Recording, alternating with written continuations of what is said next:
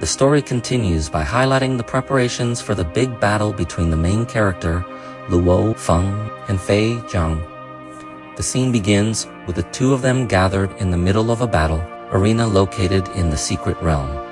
In the arena, Fei Zhang, with a tone filled with confidence and arrogance, tells Luo Feng that he will broadcast their life and death battle live to the virtual universe. His goal is clear. He wants the entire universe to witness Luo Feng's defeat. The live broadcast immediately attracted widespread attention. The heirs on Thunder Island and other regions rushed to watch the battle. The Northern Alliance, Fei Jiang's affiliated groups fully support their comrade. They cheer for Fei Zhang to teach the arrogant human, Luo Feng, a devastating lesson. The human race, the human dignitaries, including the Primal City Lord, are watching. The external forces, all the major powers in the universe are eager to watch. Experts from the universe venerable two universe master realms were watching. Among them were the master of Skywolf from the demon race and the universe master from the insect race. All eyes were on Luo Feng's duel against Fei Zhang in the arena. Luo Feng responded calmly but sharply to Fei Zhang's provocation. Luo Feng belittled Fei, stating that this was his first time facing someone so confident as to broadcast his own fight, which would ultimately only lead to embarrassing himself before the entire universe. Luo Feng was confident that he had the capability to defeat Fei Zhang. Without wasting any time, they both immediately burned their immortal energy to increase their combat power to its maximum. Fei Zhang emitted an aura of immense power, creating tremendous pressure around him. However, Luo Feng was not at all defeated. He also burned his immortal energy. In that instant, Luo Feng radiated an aura of power, even more powerful and terrifying than Fei Yi. This shocked Fei Jiang greatly. In his mind, Luo Feng's immortal energy burning should have been at a lower level than his. Considering Fei Jiang's life level was far higher than that of an ordinary human. However, the reality was quite the opposite. Seeing his opponent's shocked expression, Luo Feng simply said coldly, "It's too late to be surprised now." Luo Feng immediately took the initiative. He unleashed his ultimate weapon, a needle-controlling treasure, the star diagram. Each star sealed in the diagram could form a miniature black hole with devastating, destructive power.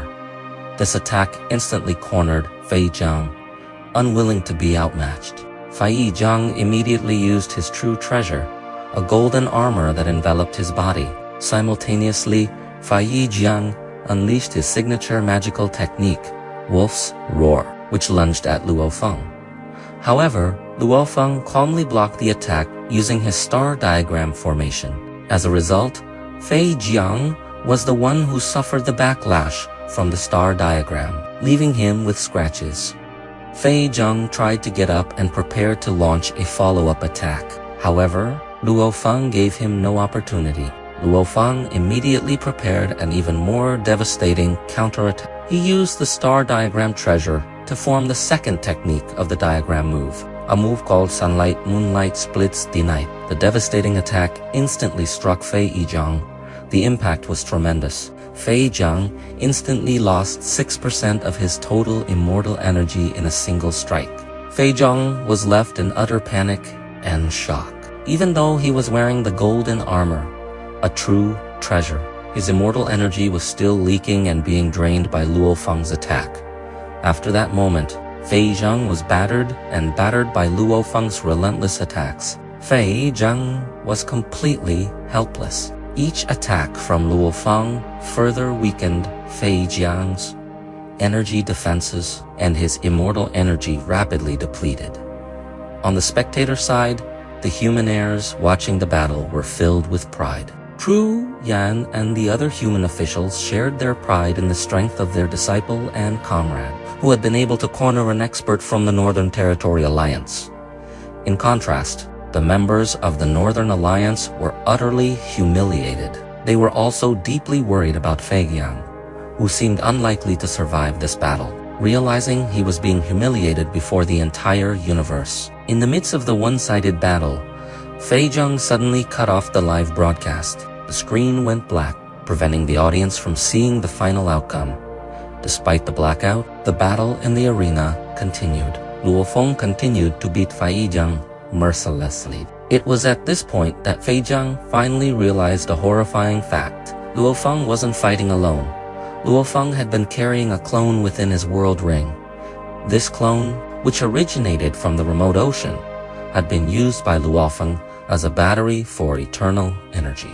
This allowed Luo Feng to continuously transfer energy from the clone to his main body, allowing him to maintain eternal energy burning mode for extremely long periods of time without exhaustion. This was an advantage Fei Zhang lacked. Fei Zhang realized he wouldn't be able to continue fighting in this situation. He decided to retreat and try to escape. However, Luo Feng wouldn't let Fei Zhang escape. Luo Feng continued to pursue an attack, causing Fei Zhang's immortal energy to plummet from 50% to a critical 30%. Feng's true intention was to drain Fei Zhang's immortal energy until he fell into hibernation mode. If Fei Zhang remained in this state, Luo Feng could enslave him. Realizing the terrible fate that awaited him, perpetual slavery, Fei Zhang chose a tragic end. He decided to self-detonate. A massive explosion ensued. Fortunately, Luo Feng quickly used the Shi Wu wings as protection, allowing him to survive the deadly blast unharmed. After his victory, Luo Feng was about to collect the spoils of war. However, another member of the Northern Territory Alliance suddenly appeared on the scene. Luo Feng recognized the figure. It was Pi Feng.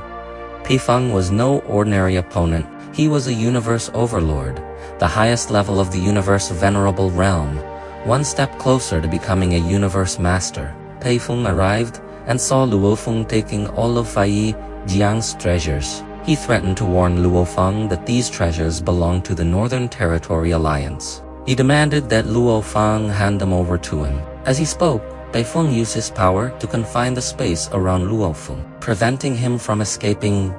Luo Feng firmly refused. He immediately used his wings, high-speed technique, strike travel, to break free from Pi Feng's restraints. Luo Feng argued to Pi Feng, "I obtained these treasures through a fair fight. According to martial arts rules, the winner has the right to take the treasures from the loser." Luo Feng also offered an assumption to challenge Pi Feng's logic.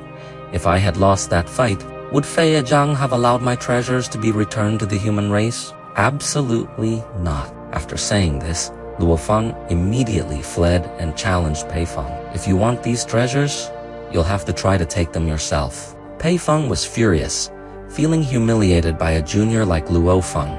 He attacked Luo Feng with a soul attack. This attack shut Luo Feng because its intensity was so powerful. It was even rumored to be capable of threatening a low-level universe master. However, Luo Feng fortunately possessed the most powerful soul-protecting treasure, the Star Tower Pearl. Thanks to this treasure, Luo Feng survived Pi Feng's soul attack unscathed. Pi Feng was immediately shocked. He realized that Luo Feng must possess a very rare soul-protecting true treasure. Undeterred, Pi Feng changed his strategy. Going all out for Luo Feng's physical body, Pi Feng unleashed the power of his domain to trap Luo Feng. Within the domain, Luo Feng's movements were severely restricted. Furthermore, within the domain, an airstorm continuously eroded Luo Feng's body. In just one attack, Luo Feng's body was destroyed, and he lost 60% of his immortal energy instantly. Feng realized the harsh reality. The difference in power between himself and a universe overlord was vast. Pi Feng's single attack had destroyed 60% of his energy, meaning 2 attacks would be enough to permanently kill him. However, Luo Feng had a trump card. Thanks to the remote ocean clone body in his world ring, he could instantly replenish his immortal energy. Luo Feng's previously critical energy level returned to 100% in an instant. Pi Feng, seeing this, immediately realized the trick. "You must be carrying a clone body in your world ring." He thought Pi Feng knew he had to kill Luo Feng and destroy the world ring and its contents in one decisive blow to prevent Luo Feng from rising. Pi Feng prepared his ultimate attack. A giant black storm appeared and headed straight for Luo Feng. Luo Feng realized this attack was deadly. A slight hit would destroy his body. He analyzed the situation. Using the galaxy spaceship wouldn't be enough. Teleporting with the Mosha clone would take time because he had to switch while he was trapped in the domain. Finally, Luo Feng resorted to a third method. He released his gigantic remote ocean body from the world ring. This gigantic remote ocean body blocked Pei Feng's attack due to its massive size and dense energy. Pei Feng's lethal attack only reduced 9% of the origin ocean body's immortal energy. Luo Feng then launched a frantic counter. He controlled the origin ocean body to embrace Pei Feng tightly. Pei Feng was initially fearless and attempted to destroy the giant body. However, after Pei Feng was trapped within the embrace of the Ocean of Origin, Luo Feng self-detonated the Ocean of Origin clone. Boom! The resulting explosion was so powerful, it shook the surrounding area. However, after the smoke settled, Luo Feng realized something horrifying. The suicide attack using the giant body hadn't been enough to threaten Pei Feng's life. The Overlord had only lost 20% of his eternal energy from the devastating explosion. Feng further understood the formidable power of the Universe Overlord realm. Now Luo Feng was cornered. He had lost his trump card, while Pei Feng still had the energy remaining to strike back with a furious rage. Pei Feng unleashed a powerful wave of power, ready to finish Luo Feng off. Right at that critical moment, a protective barrier suddenly appeared and saved Luo Feng. It was Zhu Feng, a universe overlord from the human race. Jiu Feng praised Luo Feng's courage. She was amazed that Luo Feng dared to detonate an ocean-sized immortal body, the Sea of Origin, which, if considered valuable, was far more valuable than an ordinary immortal body. Yet, Luo Feng discarded it without hesitation in order to survive. Zhu Feng then stood before Pei Feng and issued a logical threat. It's pointless for you, Pei Feng. To continue this fight, you've already lost 20% of your immortal energy. If we fight now, you'll definitely lose to me, who's still in peak condition. Moreover, reinforcements from the human race will be arriving soon. Zhu Feng asserted that if Pei Feng continued, he would only be further cornered and possibly die here. Furthermore, Chu Yan also appeared to have arrived to offer support to Luo Feng. Hearing this threat, Pei Feng realized he had no other choice. He decided to retreat. But before leaving, he left a final threat to Luo Feng. Next time, when no one protects you, that will be the end of your life. Luo Feng. Pei Feng fled the scene. Long story short, after that tense incident, the scene shifted to Luo Feng's palace. Luo Feng received many guests from high-ranking human officials. They came in awe of Luo Feng's strength. Having survived the Overlord and defeated FIGO, their goal was clear: to build connections and get close to the genius. Shortly afterward, Chu Yan arrived at Luo Feng's residence. The other guests immediately paid respect to Chu Yan, recognizing him as Luo Feng's teacher and most important person. They excused themselves, allowing Luo Feng and Chu Yan to have a private meeting. Luo Feng held a private banquet with his teacher. There, Chu Yan shared some good news. The Universe Venerables who had once looked down on Luo Feng considered him unworthy of living on the mountainside of Thunder Island and had even persuaded Chu Yan to expel him had all apologized. They admitted their mistake. Luo Feng took this matter lightly. He said that he never considered their underestimation a major problem, but merely a small obstacle to overcome. During the feast, Luo Feng's senior Guiye, disciple of the Primal City Lord, arrived. Guiye brought very important news. He announced that Luo Feng had now been officially accepted into the human race's Supreme Council.